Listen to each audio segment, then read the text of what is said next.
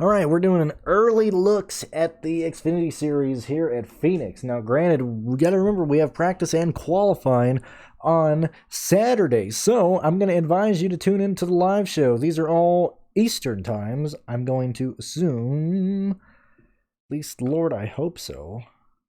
Anyway, yeah, they are Eastern time. So, practice for Xfinity is at 11:30 Eastern. Qualifying's at 12 Eastern. The race is at 4:30 Eastern. So, I will most likely be, I'm going to assume I'll be live at 3:30 Eastern, maybe 3 Eastern, somewhere around there on Saturday for the Xfinity Series. I'll break it down. I'll give you, the picks. I'll give you the guys that I like there. I think it'll be a pretty good. I think it'll be pretty fun. I enjoy Phoenix. It'll be a good race to break down, and then obviously we have qualifying and practice for the Cup Series on Saturday as well. So at least, thank God, we have at least nearly a 4-hour buffer between the end of probably about a 3-hour buffer from the end of Xfinity qualifying to the start of the race. So we'll easily be able to cover everything and build lineups and all that. So let's kind of go down and talk about where I think guys are going to do. And typically I like to start at the bottom of the salaries for Xfinity, and even in all the races. I just like talking values first and foremost because that's probably what I'll end up spending the most time on, really. And when we look at, Stan Mullis, I don't see Stan qualifying. They ran a lot of laps last week at Las Vegas, didn't qualify, and I'm pretty sure they ran quite a bit at Auto Club as well and just couldn't qualify. So if they make it in, if Brendan Poole makes it in, which we saw last week when Brendan Poole qualified and he blew the motor up in about the third lap, which I think financially would have just been better to not even make the race at that point, because now Mike Harmon has a blown motor and that he's probably going to pay, 15, 16, 20,000 bucks for on the low end. That's not even a high dollar motor. And so not a big fan of Stan, not a big fan of Jesse, or not a big fan of Poole. Hopefully Jesse Iwuji makes the race, because I think he'll make it interesting. I would love to see Jesse make the race. We can't just have it be an easy time for good old Jesse, which is very funny. Everybody is on the same boat as me, finally. Everybody's like, yeah, Jesse Iwuji sucks. Well, I've been there for years. You guys have just finally showed up to the party. The Kool-Aid's been drank. This is the morning after the party, and you guys are just showing up. You've missed the entire party for Jesse Iwuji being a terrible driver. I wish I could talk to Emmitt Smith. I would just be like, what did he tell you? He must be one hell of a salesman. Must be one hell of a snake oil salesman to sell you on this ride. And just good old Jesse. Hopefully he makes the race so he's a moving chicane. That would be fantastic, because we're going to need cautions here to make it somewhat interesting, which we'll get. We're already pushing the record for cautions between all the series, leaning towards that and embracing more of that. I think we're going to see cautions here at Phoenix, and so personally, I'm going to build and look specifically outside of Allgaier. I think Allgaier is going to have the long run speed.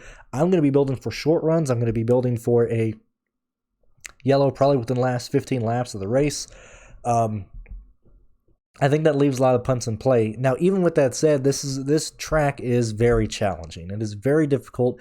If you don't have a fast car, you're going to be lapped extremely quickly. These guys that are qualifying in the back half of the field, starting 36th, starting 35th, starting 34th, do they have 38 cars? 30? I think they have 38, my bad. The guys that are starting 38, 37, probably 38 to 32nd are going to be going laps down within the first, I would say, 13, 14 laps. I think we have our first lap car on lap 8, to be honest with you.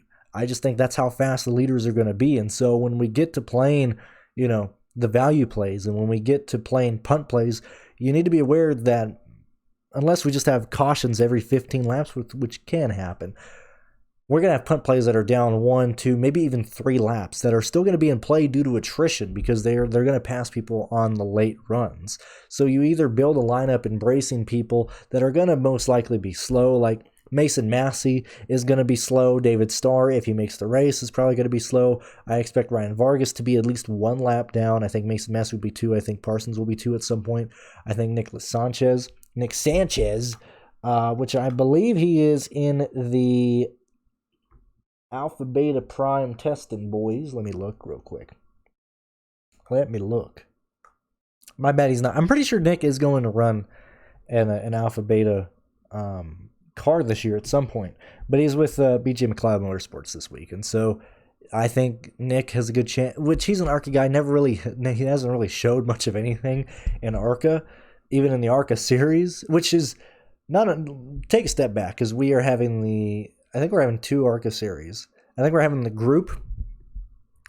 Are we having I think that's the case. I think we're having the main ARCA series come to Phoenix this weekend, and then in the fall, it's the combination between the ARCA West and ARCA East. Could be wrong. That'll be a fun race to watch. If you're not doing anything Friday night, tune in, watch the ARCA race, man. You want to watch guys go laps down very quickly. You want to see wrecks left and right. You want to see guys racing for no money at all. Just tune to the ARCA series race.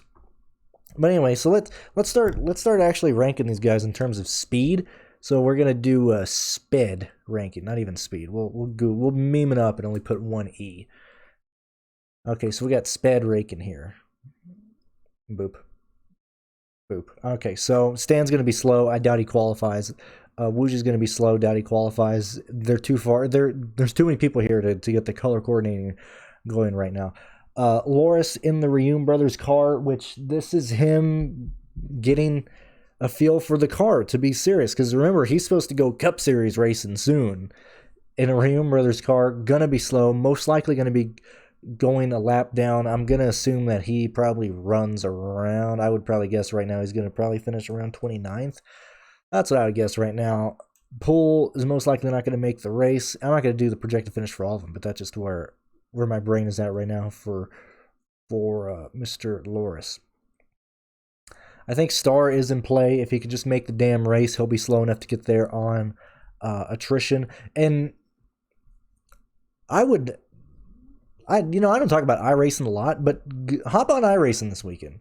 Race Xfinity, race Next Gen, whatever you want to do at Phoenix, but race it. And it's a driver's track. You're either going to be really gifted at it and you're going to carry speed, or you're just not going to. And with the Next Gen car, we have to worry about the banking and tearing up the car going on the apron. But, even then, I do believe iRacing can give you a good idea of what these guys have to deal with. This is going to be an excruciatingly tough racetrack. I say that all the time. I know it's a short track. I know Phoenix is going to race like a short track, but really it does almost race as a really, really fast or it races like a really slow intermediate and a really fast short track, because you're on edge the entire time. And if you're going laps down, not only are you not in the preferred groove, you are most likely running over marbles and crap left and right, because you are yielding the inside lane at this track to the leaders. Even if the leaders are running the outside in turns 1 and 2, on the restart stuff, they're most likely going to be running by the yellow line in 1 and 2, and certainly entering turn 3 on the bottom. And so you are yielding to the non-preferred, or you are yielding in the non-preferred lane, which yet again, Jesse, my good man, Jesse, this is going to be a tough race for you. That's why I hope you make it into the race, because I would love to see them lap you 600 times. Star, going to be the same situation there. We've seen Star. He's at least competent to get there. If I had to rank between Star and Massey, I'd probably give it to Massey over Star. Yet again, this is speed ranking, not necessarily where I believe they're going to be in terms of my fantasy ranking. I think Parsons could carry speed for sure. It just depends if Parsons wrecks again. Pierce talked about it, and I'll talk about it again as well. I don't think I have to go back and look at the wrecks, and this is something that I do in terms of if I'm not going to do it this week because they're still on the West Coast. All these teams are just running on shoestring budgets at this point. But I will go back following Phoenix and check out how many of the BJ McLeod cars I think are actually salvageable. They've nearly wrecked every single car they've been in, but in terms of if they can salvage the frame, like last week when Parsons, whoever ran in the back of Ryan Ellis, I don't think that car is lost. The engine is totally lost in that car, but the frame should be fine. But man, these BJ McLeod cars are taking a beating. I think I'm still going to say Bufford is going to be probably fast. My main concern with Jade is that he's going to qualify probably 18th. He's going to be running there the whole race, and he has ran into issues this year so far. I'm pretty sure he's wrecked in both races. Let me just take a gander real quick. Take a NASCAR Gander Outdoor Truck Series. Yeah, so he got wrecked at Fontana. something happened in Las Vegas. I have to look back at Las Vegas. I'm pretty sure he got wrecked in the fall race here. I gotta actually go back and watch that race. I have not. Ooh, bad. I gotta do that. I need to write that down. I have not rewatched. Write that down over here. I have not rewatched the fall Phoenix race. I'll do that tomorrow morning because I was at that race, and I haven't rewatched it. So I'm gonna assume that he got in a wreck in the fall race last year. 20th in the spring race, which was good to see. Like, just give me a 20th, Jade. That's all we need to see. You're gonna have the speed. Oh shit, I'm on the wrong. I try not to leave my mouse on the actual sheet that we give to people because I'm most likely going to keep just writing over it on accident. Anyway, Ryan Vargas is going to carry speed. I don't mind. I think by the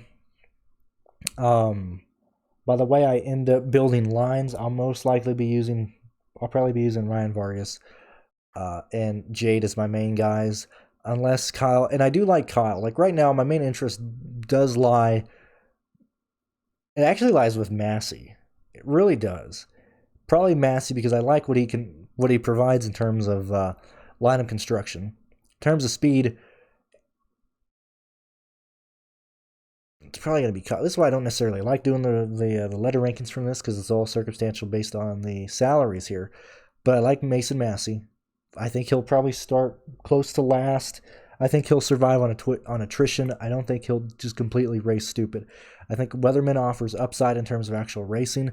I like the idea of pairing those guys together. If you want to be more aggressive, that's when you probably go to Jade. I think Vargas is fine on speed. He'll probably end up doing something stupid. But Phoenix, if I do remember correctly, let me look real fast, has been, I was going to say one of those more consistent tracks, and that is not accurate at all. I guess it's consistent, but he's slow. It's molasses here. Gonna be a no for me, dog. He's gonna be I think he's gonna be bad on speed. Ryan Vargas, if he survives a race less than 3 laps down, that'll be very much impressive to see out of Vargas. All right, after that we get to the 18-year-old Parker Retzloff. This is why I need to know. I need to hear people pronounce names. Otherwise, I just give them like a German, Parker Retzloff. This kid has really no experience. I mean, you're talking about straight out of the womb, man. He's 18 years old. Very few starts. Not really enough starts. Not really a big enough sample size for me to have a ton of confidence in him. I think the main thing is he's finishing races. I know it's in the ARCA East series. It's not much better than the ARCA West. He's finishing races. He's running laps. That's better than we've seen for some people, okay? I just wish he had more experience. 5,500 in a seed car, gonna be good. Those cars have speed. He'll be fine. That car is gonna be fine. It's on him if he does something stupid. I don't think he's ever raced at Phoenix, which was the main thing I was looking at. But he's an East boy. He's an East driver. He is one K&N West start, actually. Has to be. It's a Gateway. Gateway's a West race? Oh, my Lord. Gateway in 2019. But, man, I like him based on speed. We'll have to see where he goes. And honest to God, I would trust him more than Joe Graff Jr. Joe Graff is going to go laps down. I don't see this is a skills track. I'm not interested in Sanchez. He'll have the speed, but no, he won't, man, because Graff will be probably 30th for most of the day. Graff will probably be, if we start, he'll be 30th. He'll be 30th to 26 all day. Nick Sanchez for, as I said, BJ McLeod. Not going to do that for me. Don't trust him. Justin Williams in the BJ McLeod card. This is getting more and more inexpensive. Like, the guys that I want to target are Massey, who's going to be slow, but that'll be an attrition play. Parsons offers more upside, more of a chance to be involved in a wreck. Weatherman is probably going to be safe. Buford, he'll be racing. That's the main concern with Jade, is he's going to race the entire thing. I'm not going to be interested in Williams due to just how those BJ McLeod cars have been running. I like Bailey Curry. I like Alex LeBay. These are the two guys that I do like in the low 6K and 5K ranges. And so right now, my brain says probably one of these four and one of these two in each line. That's how I want to look at. Jeffrey Earnhardt is in the... Shoot, I forgot. He's in the Gase Motorsports. That car does not have speed. Gase did a great job last week, just staying out of trouble, being there at the end. But Jeffrey's, I don't want to play Jeffrey at 61 for that. Ryan Ellis, I would much rather just go up to get Gralla. He'll have the speed. That we need to change this. Actually, we're just gonna go back to ranking because this is bothering me. Just trying to be useful, but this is where we're at right here in terms of. Now, in terms of ranking, I can be more accurate here. These are the guys that I want to hit. That's there. I like JJ in the MBM car. I don't mind it. He's being fine. He's going to play smart. The main issue is that Yaley's going to, and this is a track to where, sure, Yaley's going to have the skill. Does he have the car? I think, I need to bump that down, actually. I think Yaley's probably going to run 28th all day. We'll keep him in the pool. Kyle Sieg slowly moving up. I like Kyle Sieg if he starts in the back half of the field. If he starts here, like he did in Phoenix last year. I'm pretty sure he started in the late 30s at Phoenix. That was one of his first races. I'm pretty sure he wrecked out. I'm fine with Kyle Sieg there. I think Clements is underpriced as well. I think Sieg is underpriced. I think all these guys are underpriced. However, for this, if these guys are head-to-head, certainly if Kyle and Ryan are starting inside the top 20, I'll go to Ryan. I'm not going to play Kyle Sieg. Ryan Sieg, not concerned about it at all. I'm not exactly sure why he was so owned last weekend. I'm not concerned about him doing his dumb stuff with Ty Gibbs. He got called to the hauler. Can you imagine you work? Because really, Ryan Sieg, you haven't done anything in years. You're just here, man. You're just here, and then you do something stupid last weekend, like either wreck Ty Gibbs under green shortly after he takes you out, punch the kid under the red flag, or go to, I don't think DeBenedetto would have still been in the infield. Somebody has a gun in the infield. Go grab the gun, shoot Ty Gibbs so you're just done with it. Or just don't wreck him. Why did you stew for like 40 minutes? Ty Gibbs comes up to you. Ty Gibbs apologizes. You're mad, but he apologized, okay? That's the point where you either kill him, punch him, or end it, okay? And then you talk to the TV. Well, I don't know. Chris Devoda. I don't know if it's done yet. We're going to have to see. What are we seeing? You being a clown? That was like premeditated murder for like half an hour, and you can't even execute that. And then you involve a bunch of innocent civilians. Like, what are we doing here? So I doubt Ryan Sieg is going to do something stupid again. I'm perfectly fine with him. And outside of that, normally Ryan Sieg is going to race 13th to 12th. I'm fine with him for $7,000. Brandon Brown has another fake sponsor, but it's Brandon Brown. I liked him last week. He cut a tire down, and Brandon Brown is going to be running inside the top 13 all day. Due to that, I'm most likely, at the moment, like I said, these are my rankings early in the week. I don't have that much interest in Moffitt. We've seen a decrease in him. Not like in Jeb. I'm not liking Anthony Alfredo. Anthony Alfredo's getting extremely lucky on research, this is a situation where Anthony Alfredo has been a good play fantasy-wise, but he's not showing the speed. This is going to be a track where it's going to be very difficult to cut through the field late in a race, late on a restart.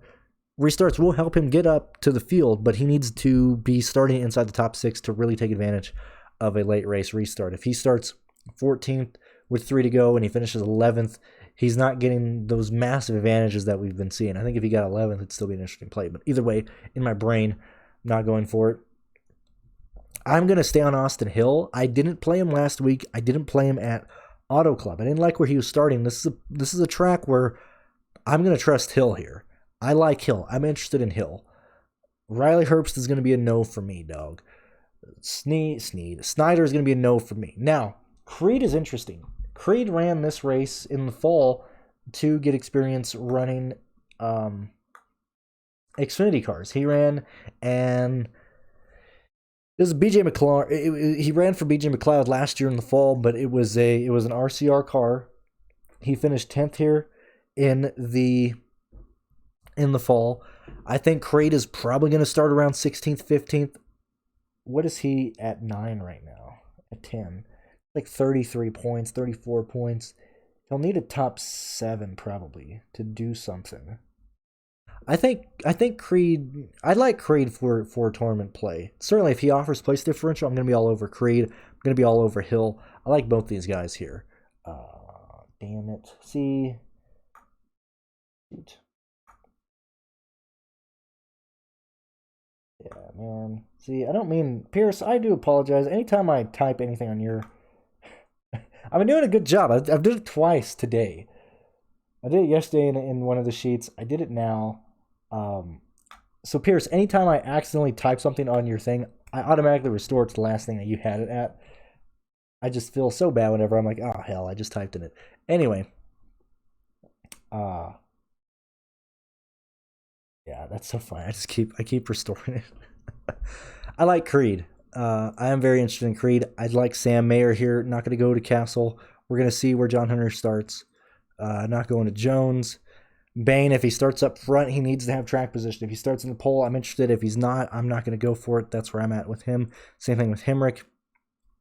I think Barry has a fantastic chance at killing this race.